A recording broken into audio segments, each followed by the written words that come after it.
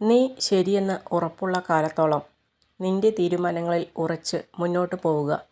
കാരണം മുന്നോട്ടുള്ള നിന്റെ ജീവിതം നീ തന്നെയാണ് ജീവിച്ച് തീർക്കേണ്ടത്. ജീവിച്ചിരിക്കാൻ പ്രേരിപ്പിക്കുന്ന ഭൂമിയിലെ ഏതൊരു കാരണത്തെയും നിങ്ങൾക്ക് പ്രണയം എന്ന് വിളിക്കാം. ഉള്ളു തുറന്ന് അഭിപ്രായം പറയുന്നവർ എന്നും ഒറ്റപ്പെടും. എന്നാൽ തേൻ പുരട്ടിയ നുണകൾ പറയുന്നവർ സ്വീകരിക്കപ്പെടും. ഇതാണ് വർത്തമാനകാലം. താങ്ങി നിർത്താൻ കൂടെ ഒരാൾ ഇല്ലെന്ന് തോന്നിയാൽ ഏതൊരു തളർച്ചയിലും സ്വയം ജീവിക്കാൻ പഠിച്ചു തുടങ്ങും. എല്ലാം വിധി പോലെ നടക്കട്ടെ എന്ന് കരുതരുത്. നിങ്ങളുടെ ജീവിതത്തിൽ വെറും 10% മാത്രമാണ് വിധി. ബാക്കി 90% നിങ്ങളുടെ പ്രതികരണത്തെ ആശ്രയിച്ചിരിക്കുന്നു. ഒരു ചങ്ങലയെ ദുർബലമാക്കാൻ അതിലെ ബലമില്ലാത്ത ഒരൊറ്റ കണ്ണിക്ക് കഴിയും.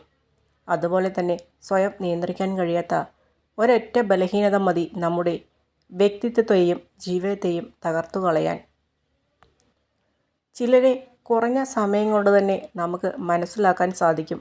എന്നാൽ ചിലരെ ഒരു ആയുസ്സ് മുഴുവനും കൂടെയുണ്ടായാലും മനസ്സിലാക്കാൻ പറ്റിയെന്ന് വരില്ല. വേദന നിങ്ങളെ ശക്തനാക്കുന്നു.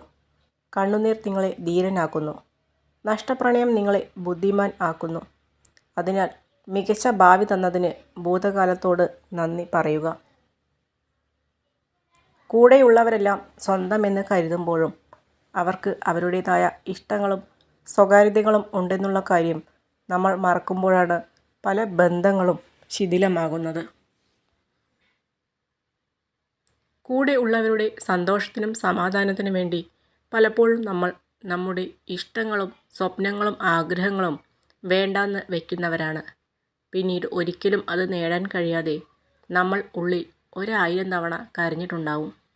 ഇനിയും മറ്റുള്ളവരുടെ ഇഷ്ടങ്ങൾക്ക് വേണ്ടി സ്വന്തം ആഗ്രഹങ്ങളും സ്വപ്നങ്ങളും മാറ്റി വയ്ക്കുമ്പോൾ അവർ നമുക്ക് വേണ്ടി അവരുടെ ഇഷ്ടങ്ങൾ മാറ്റി വയ്ക്കുന്നില്ല എന്ന സത്യം കൂടെ നമ്മൾ ചിന്തിക്കണം. ജീവിതത്തിലെ നല്ല പാഠങ്ങൾ പലപ്പോഴും മനസ്സിലാക്കി തരുന്നത് മോശപ്പെട്ട ആളുകളാണ്. എന്നാൽ ആ പാഠം ഉൾക്കൊണ്ട് എല്ലാവരെയും ഒരുപോലെ വിലയിരുത്തരുത്. വേദനയുടെ ആഴം അറിഞ്ഞവർക്ക് യഥാർത്ഥ സ്നേഹത്തിൻ്റെ വിലയറിയാം. അവർക്ക് ആത്മാർത്ഥമായി സ്നേഹിക്കാൻ കഴിയും. പക്ഷേ അങ്ങനെയുള്ളവരെ സ്നേഹിക്കാൻ അധികം ആരും ഉണ്ടാവില്ല. മറ്റുള്ളവരുടെ ഇഷ്ടം സമ്പാദിക്കാനായി ജീവിക്കരുത്. നിങ്ങൾ നിങ്ങളായി തന്നെ ജീവിക്കുക. മതിപ്പും അംഗീകാരവും തേടി വന്നുകൊള്ളും. നിങ്ങൾക്ക് ചെയ്യാൻ കഴിയുന്നതിൽ ശ്രദ്ധ കേന്ദ്രീകരിക്കുക. നിങ്ങൾക്ക് പ്രാപ്തിയുള്ളത് കണ്ടു കഴിഞ്ഞാൽ നിങ്ങൾക്ക് ആത്മവിശ്വാസം തോന്നുകയും പുതിയ കാര്യങ്ങൾ നിങ്ങൾ പഠിക്കുകയും ചെയ്യും.